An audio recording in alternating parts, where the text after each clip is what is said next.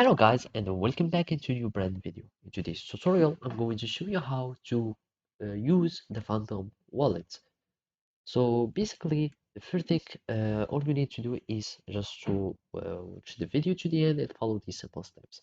And first thing to do is to go to the phantom.app website so we can set up our wallet first.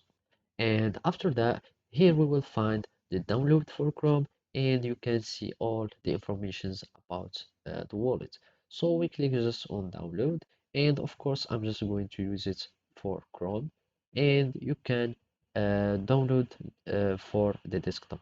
So here I'm just going to use Chrome so it will redirect me to the Chrome Web Store where I can add the extension. I will just add the extension like that and after that I will need just to start using it. I'm going to create a new wallet, add a password, another confirmation of password, agree to the term of services and continue.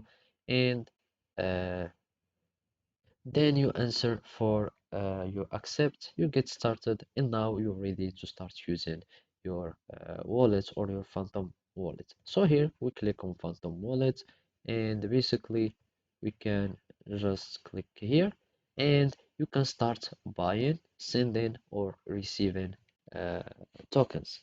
So if you want to buy token, you click just on buy, you search for any token and of course you can have those addresses and I'm just going to close. You can receive some token if you want and this is your account or the address that can be only used for receiving, etc.